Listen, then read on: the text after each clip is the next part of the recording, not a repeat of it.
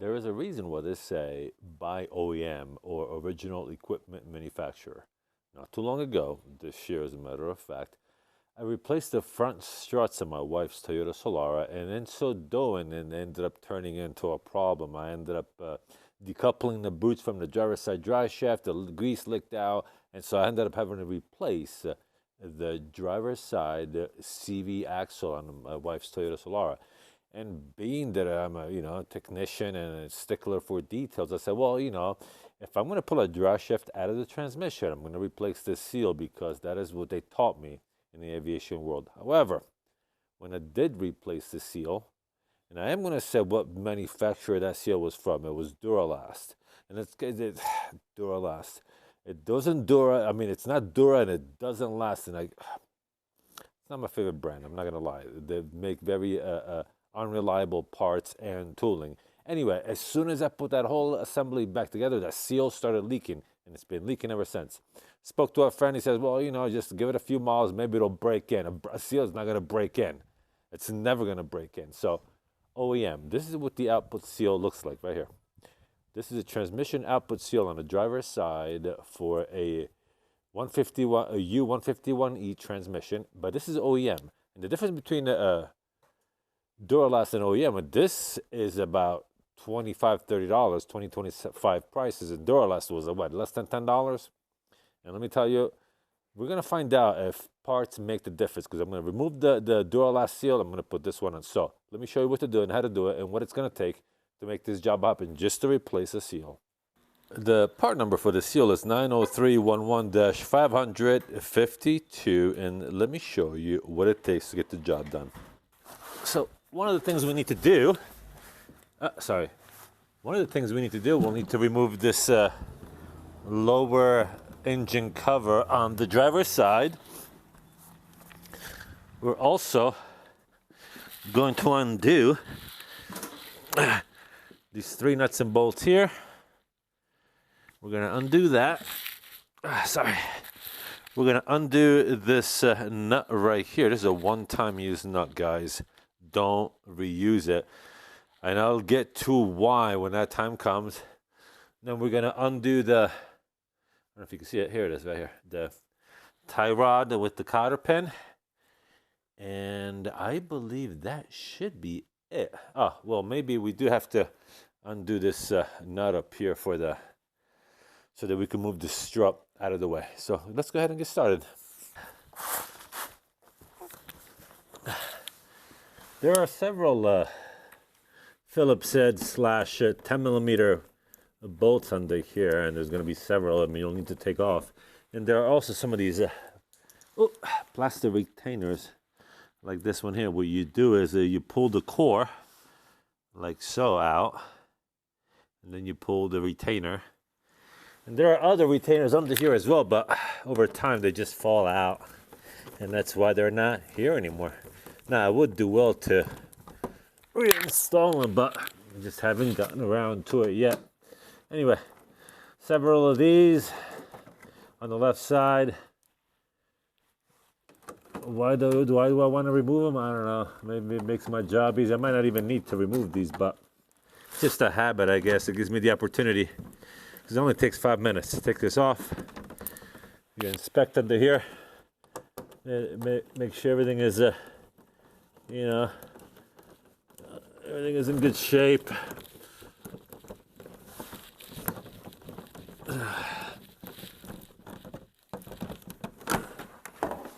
Okay, these are out, and the bottom side, the left side, is removed. Next thing I'm going to do is remove the tie rod. And I got to tell you guys, I know I say this probably every video when I use this particular tool, and it's probably because it matters. Get yourself an impact.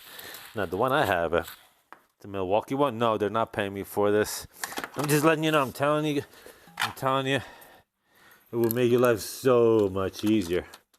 So much easier. So once you get the cotter pin out, you put a 17 millimeter on it, and you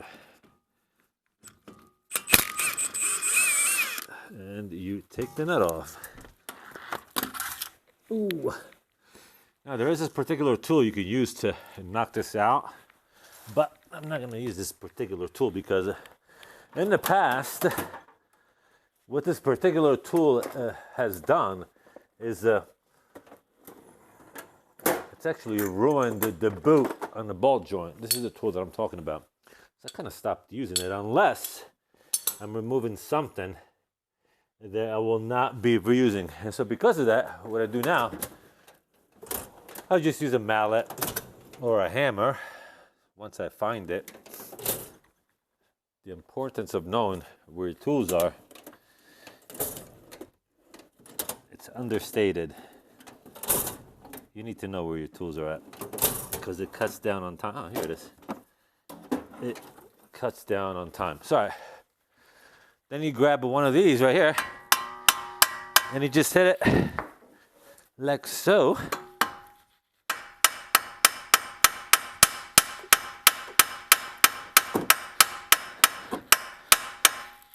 And it should come out, but it's not. So I'm just gonna put the nut back on here like so and hit it from the bottom.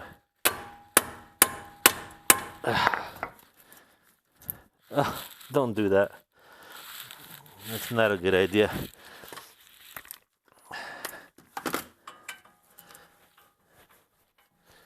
All right, I guess we're gonna have to use the tool.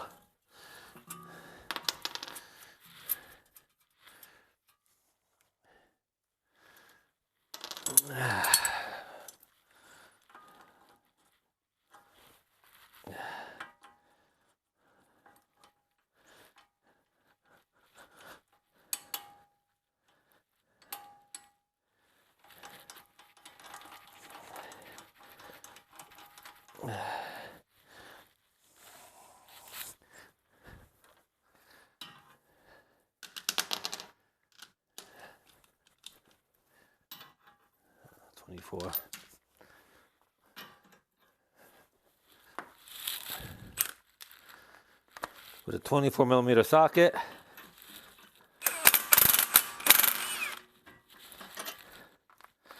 And you just pop that baby right out like that. That is what I was trying to avoid, but I guess that's how you could do it in a fast way. All right, so now we can undo this bolt up here.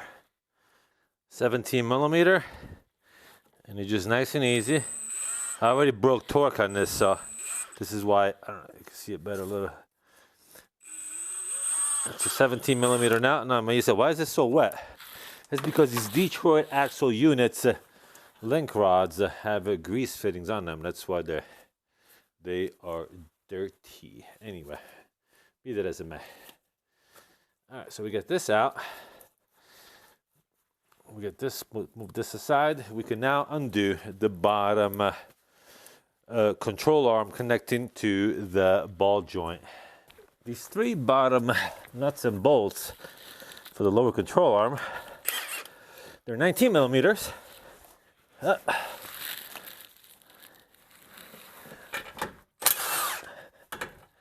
just like that, I'm telling you, it's Christmas time, guys. My friend, it's Christmas time. Tell your wife that you love her and you want to give her another baby. Well, maybe don't tell her that. Or maybe you do, I don't know. But tell her, honey, I love you and I want another baby. But at the same time, I want this Milwaukee. I want this Milwaukee Impact. This is just it's a beast of a tool, and you're going to need it to make your job a lot faster and easier. Okay, so this is done. Then what you do, you grab a, what do they call it? Breaker bar, crowbar, pry bar. And you literally pry the lower control arm off and out of the way like so. Oh. See?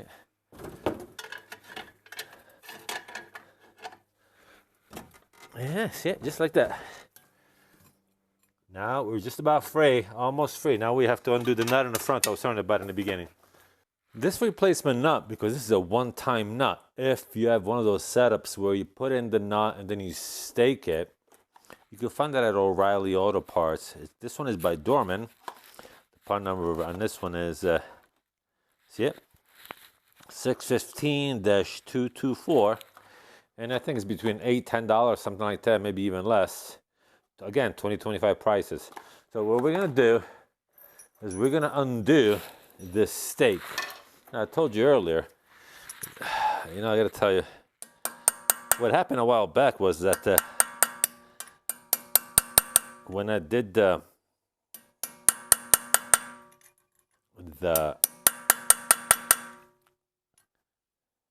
strut on the right side, this nut here ended up stripping these threads.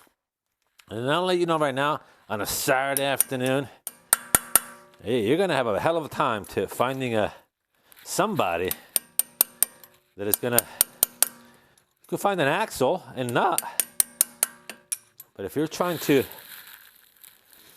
re-thread an axle, oh, good luck. That kind of tap, first of all, it's huge, and it's not gonna be easy to find. So I think we did a pretty good job here already at undoing the stake. I'm just trying to be careful, guys, because I had a bad experience with this particular job. But on the other side, what you're gonna need is a special socket. This socket is a 30 millimeter and it's a 12 point. This one is by Duralast, ironically, a company that I'm not a big fan of. So what you do, let's see if we could break torque on this.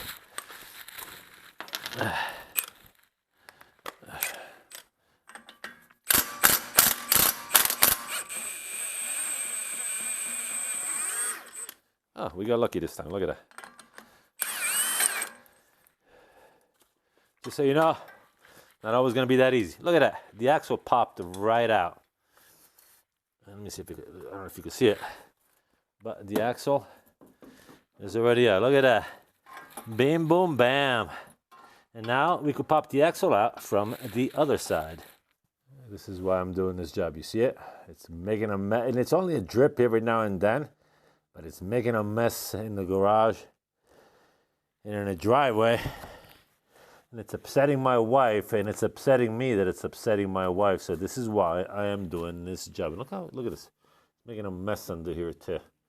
Anyway, it's now time to pop that seal. But before you do so, on a U151E transmission, we're gonna put a oil pan underneath it to catch the extra oil that it's gonna fall out. All right, my friend, where I am, you and I are at the last phase of the removal of this axle. Get yourself a pry bar that looks like this, and you're gonna put it right in here like so, right in the lip, and you're gonna pop, nice and easy. It's gonna bend that, damn it. I hate when it does that, but unfortunately that's the design. I'm gonna twist this axle a little bit. Try to pop it.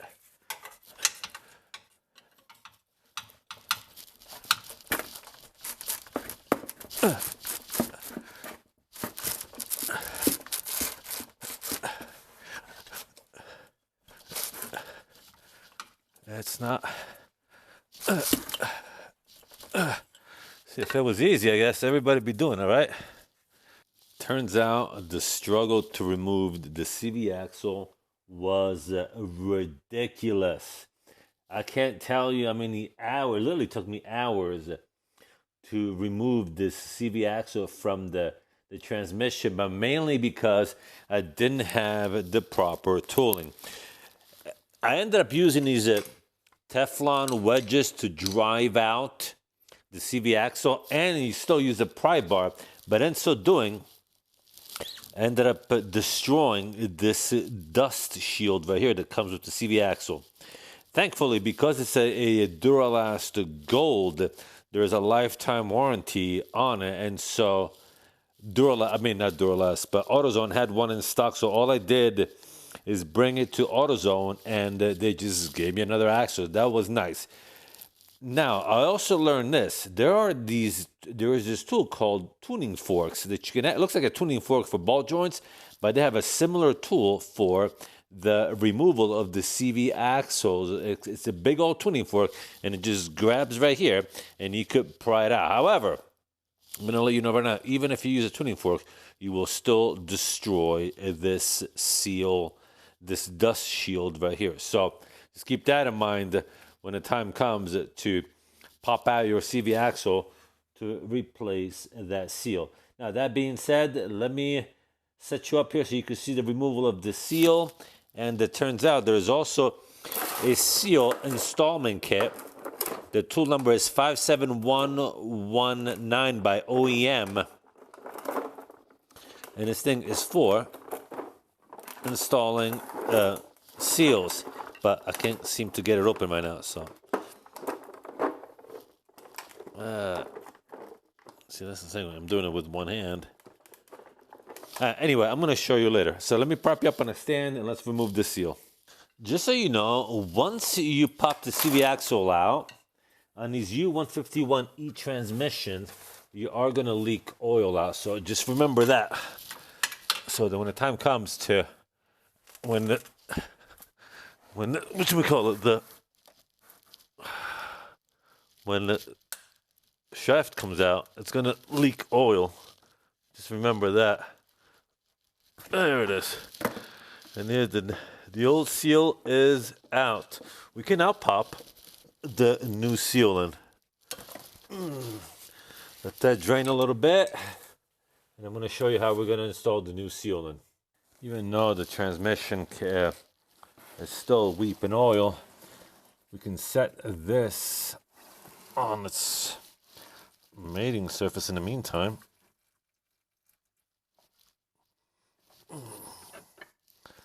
Okay, it's on there, barely. Now, we grab our punching tool. Let me see. And we strike it. This is the size I.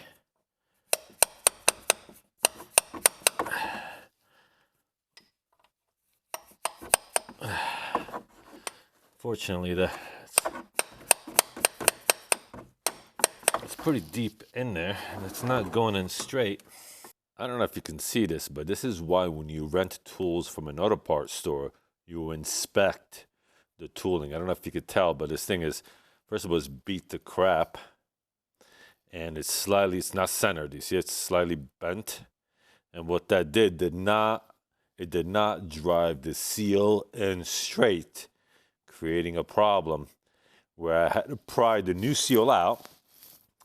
And unfortunately, I do not have another OEM seal. This job will have to be postponed and be done tomorrow, Monday. What a shame. My fault also. And my mistakes and my experiences I pass on to you, my friend. Always inspect the tools you rent, that they are in good operating condition, because this right here is unacceptable. Yes, the auto parts store should have checked their tools when they come back from being rented out. But you need to check it too, because this is unbelievable. I can't believe I ruined a perfectly good seal because of a tool that I rented that I didn't properly inspect. Anyway, all right, this job will have to be continued when I get a new seal, because I am not going to put in something that I don't think it's of quality when it comes to output seal on a transmission. All right, my friend, this job is to be continued Monday. Okay, we are back in business. We got a new seal once again. A couple of caveats this time, unlike the last time. Know this, when you drive this seal, what you're going to want to do is make this part of the seal, you see right under this dust shield, this part right here, it has to be flush with this lip right here, because you understand that inside of where the seal goes, there is no lip for the seal to sit on. Meaning you don't just press the seal in the hopes that there's going to be something behind that to stop the seal from going in. This is why it's important that when you press this in, it has to go straight, and you're gonna, this lip right here has to be flush with that recessed lip of the transmission. So let's try it once again. This time I ended up going to a different store to get the proper straight tool, and we're gonna be a little bit more delicate about this and how we're gonna go about this. So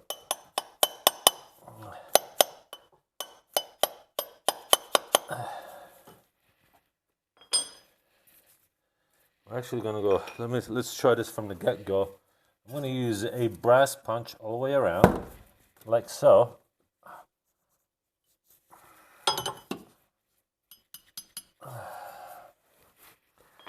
You know, there's not a whole lot of room. Unfortunately, there's not a whole lot of room to properly do this. But we're gonna give it our best shot at it. Let's try a different tool. Okay, we're gonna go with this plate right here, and this is the letter I.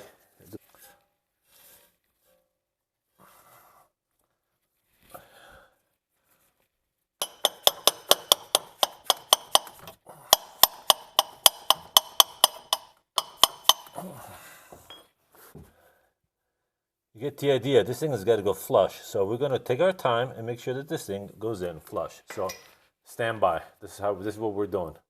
Nice and easy. What I'm going to do this with the brass punch all the way around, nice and easy, until this thing is flush with the casing of the transmission.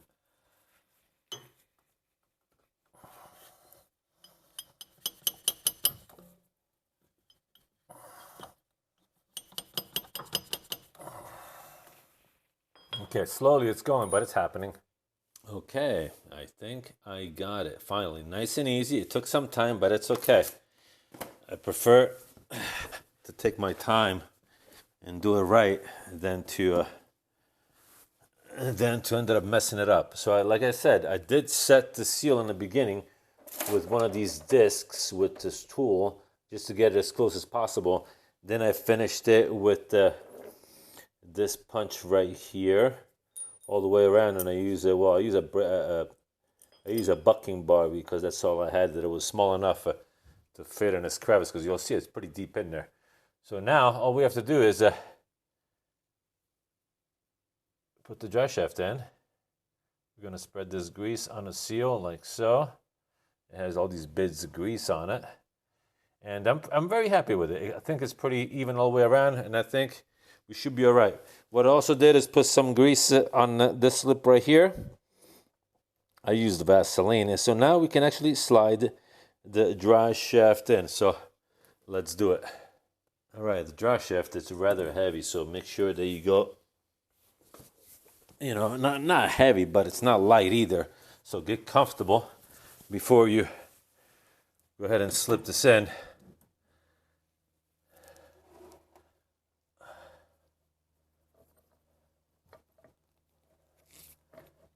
Okay, I think the splines are aligned, so we gotta get a mallet, rubber mallet.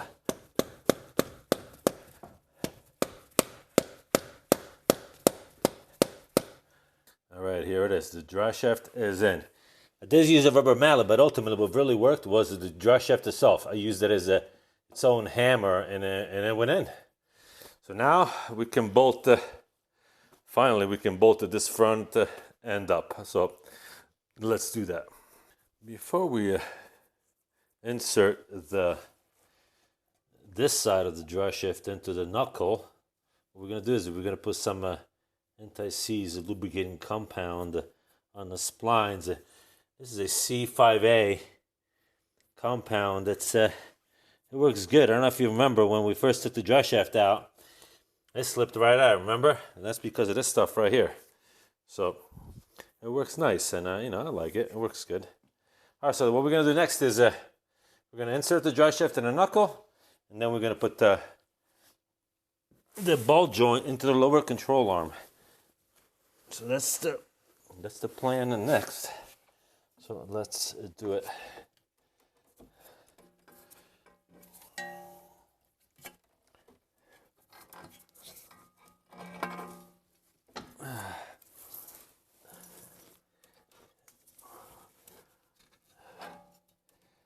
it really works if we actually even have a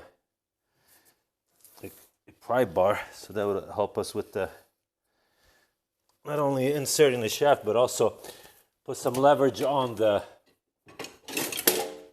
control arm so that we can insert the ball joint in. Do it everything at once, in other words.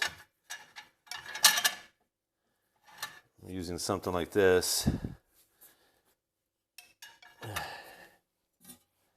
All right, push this in.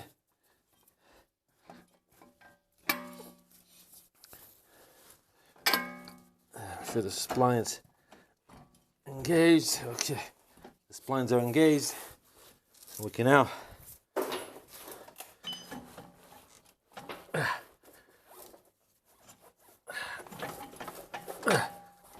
here I am talking about using a pry bar, and instead what I'm using is my own hands.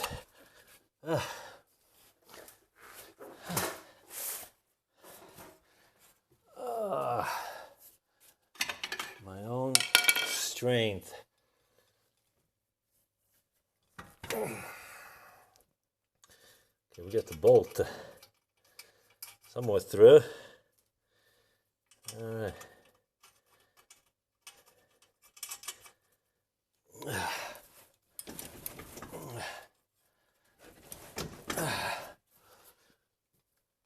There we go. So we can put the bolt through. This should thread, and it does. All right.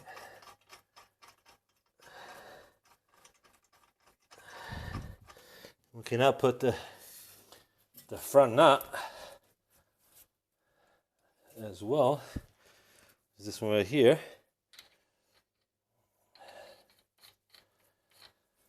All right. That's just the final assembly phase, really.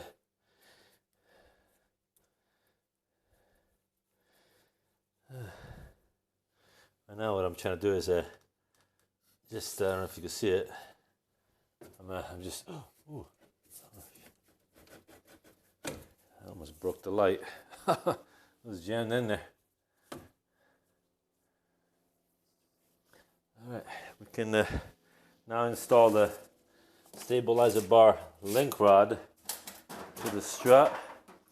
We're gonna need a wrench. I forget what size wrench it is to. This is a 19, 18 for the back. Yeah, it looks like it's an 18 for the back. Just shove this in, like so.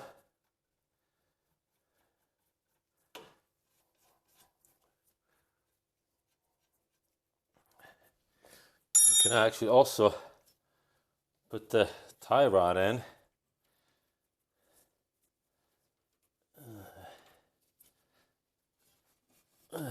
Now it's just a matter of torquing everything. One of the biggest things, issues I run into oftentimes when I do this sort of job is this shield here ends up rubbing against the rotor. So this is your opportunity right now to move it away from the rotor so that it doesn't touch and grind.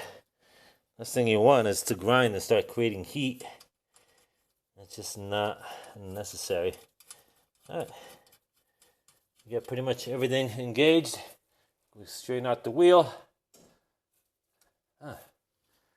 Like so. Okay, now it's time to torque everything.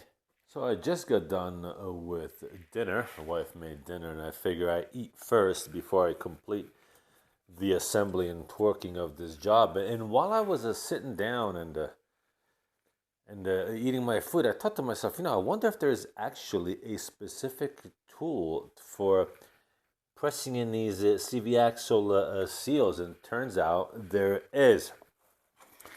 They're available for sale, and there's this special kit made it's for Toyota and Lexus, and they're about $50. So I'll leave you a link, or I'll show you a picture also, so you have an idea what this tool looked like. I mean, I wasn't planning on doing this multiple times, and I wasn't in the mood to spend $50, but I am glad that that there's actually a tool to do this job right now. Anyway, that being said, let's go ahead and put this baby back together. First things first, I would definitely recommend you get one of these for yourself, because it gives you all the procedures and the torque specs for this job. So the ball joints, the control arm nuts, and we are doing 2004 and later model, 55 foot-pounds. So we got 55 foot-pounds is the torque for the lower ball joint to control arm. So let's do that first. Obviously, what we'll do first is cinch it.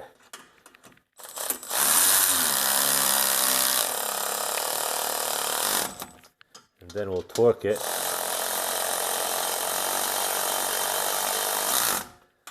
Now,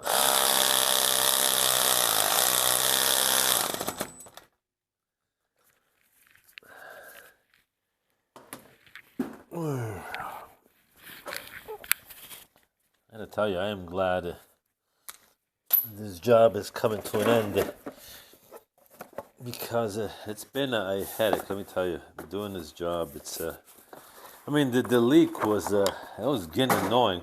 Now, the funny thing is that now I developed a leak on the other car, which I'll need to address. And the reason for that leak, I believe, because I changed the seal on the power steering reservoir tank literally months ago. And 55, that's 55 foot-pounds of torque. I don't know if you can see it. No, you probably can't see it. Anyway, it's 55 foot-pounds of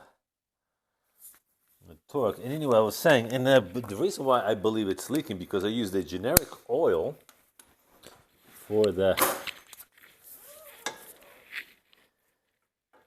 reservoir. So being that the seal, it's not compatible with the oil, is it started leaking. So look for that video when it comes to. So what I'm going to do, instead of just replacing the 55, instead of just replacing the O-ring, because I already did, and obviously it didn't work, what I'm going to do also is I'm going to replace the oil on the power steering system of the Mercedes. So look for that video, and we will make that happen. Okay, so the bottom ball joint to the lower control arm is torqued. We can now move to the tie rod. So let me reposition you. I'll put you right. Oh, sorry. Put you right here.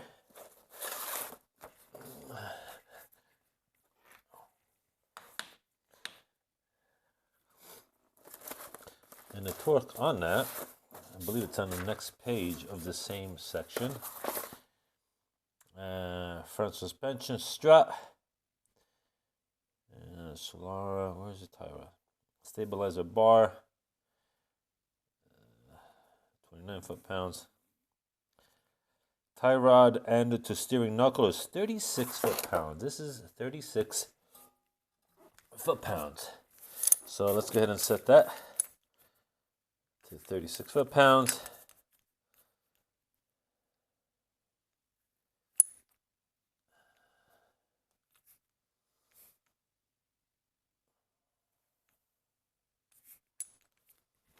And I believe the size on this is actually, what, 17? Actually, I'm going to cinch it first.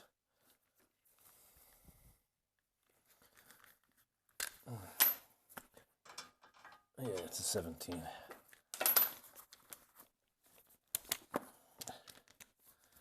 I got this new ratchet that I've been wanting to get. It's really nice.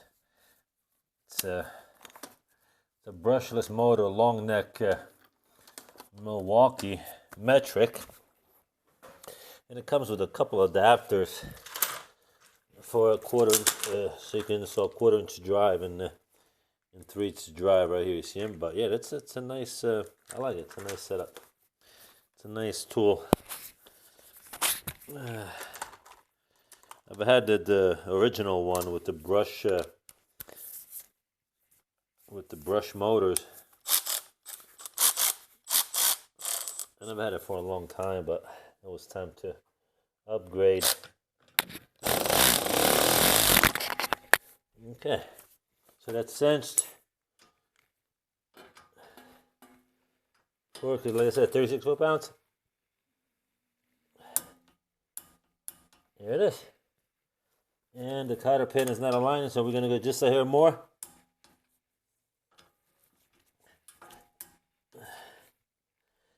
Cancellation is not aligning.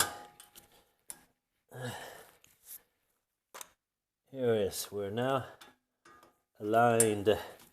It's aligned. Okay, let's put a cotter pin in there. Okay, we got a cotter pin in there. Now, don't be like that mechanic that just sticks a cotter pin in there, and you know, with all the ends of sticking out. So what you want to do, be a good mechanic, man. Be a good technician, not only for you, but for your fellow man too. So that when you do the cotter pins, make them look good. Not only make them look good, but make it so that the next guy that is going to be messing around nearby your control rod where the cotter pin is, it doesn't get hurt or gets gouged. So, you know, be mindful of the next person. That's why we do beautiful work here. Let's say, not only beautiful work, but we make it safe so that nobody gets hurt. Okay, so we got this torqued. We got this torqued. We cannot torque the upper link rod to the strut. This one here, see it? Already got a wrench on there. So we're going to torque that right there. So let's do that. Let's find out what the torque on that is. Shouldn't be too much. Okay, front suspension, ball joint control arm nuts and bolts, control arm to cam, what is it? Stabilizer bar, link nuts,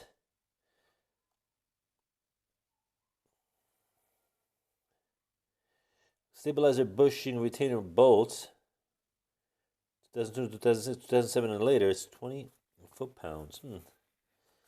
Stabilizer bar, link nuts. Must be over here. 55 foot-pounds seems a bit much though. Here it is. Stabilizer bar, link to strut assembly. The torque is 29 foot-pounds. 29 foot-pounds. So the first thing we're going to do is we're going to cinch it.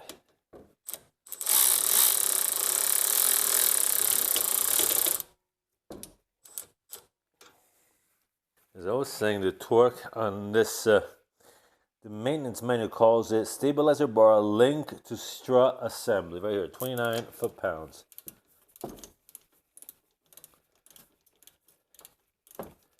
Guess we have more to go.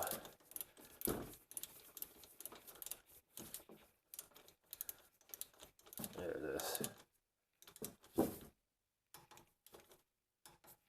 Okay, that's torqued. So we got the tie rod done, lower control arm to ball joint is done. Ooh.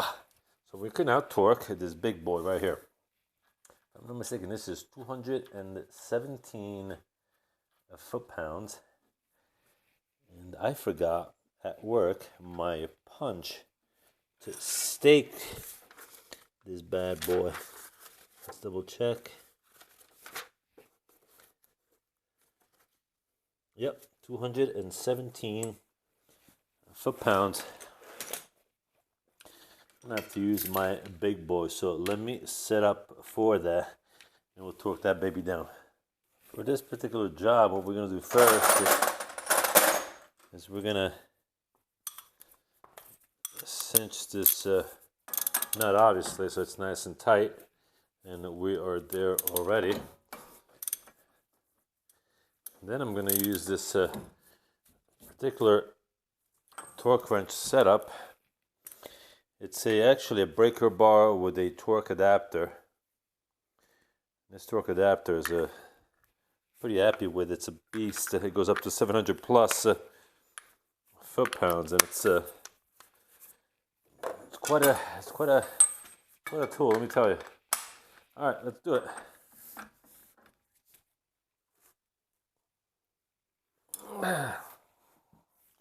And with a breaker bar 3/4 drive,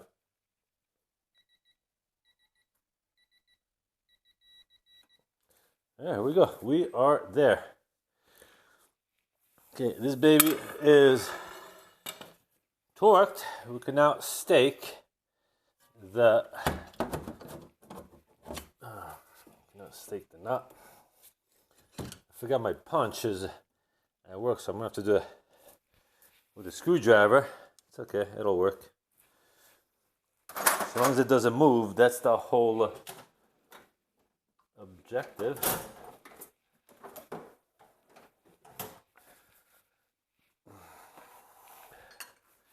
Remember, this is a one-time use nut, so try not to reuse it.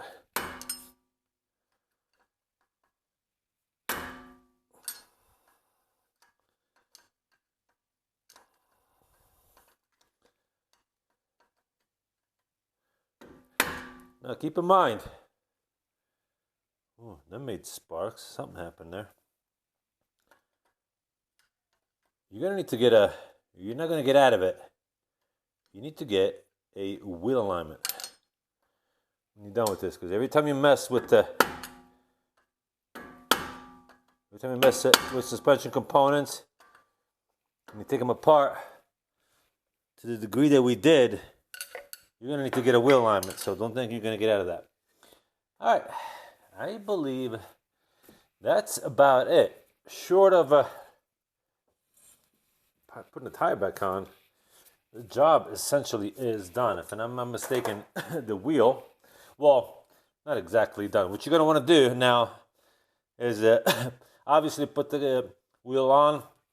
The torque on the wheel, I'm pretty sure it's like 76 foot-pounds, if I'm not mistaken. Let me double check on that.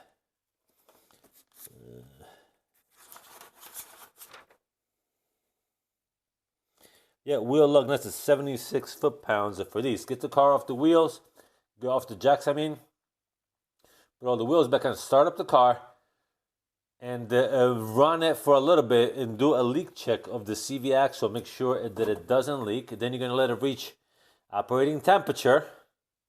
And once you reach its operating temperature, you're going to check the oil and top it off with the proper transmission fluid. And the transmission fluid for this car is it's by well, let me get it and I'll show you.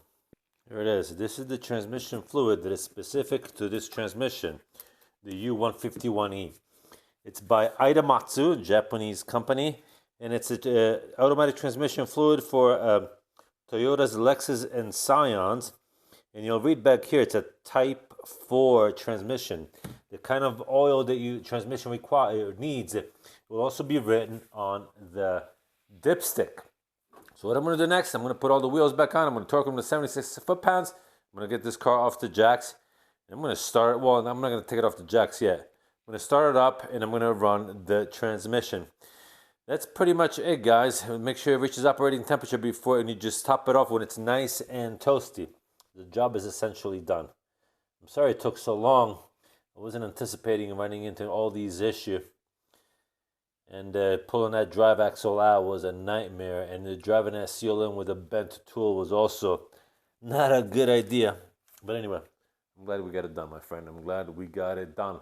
Like I said, all there's left to do now is put the wheels on, torque them to 76 foot-pounds, start up the car, run the transmission, run the oil, while it's on jacks, run the transmission, put it in drive and let it run a little bit, and then let it reach operating temperature, and then check it and top it off. And then get the car off the jacks, take it for a drive, make sure everything is hunky-dory. Go get a wheel alignment, don't forget. And it's pretty much the job is done. Remember to subscribe to the channel. Help me out. Help me out, help you out. Give it a thumbs up, smash that like button, share it with your friends, and we'll see you at the next video, my friend. Take care.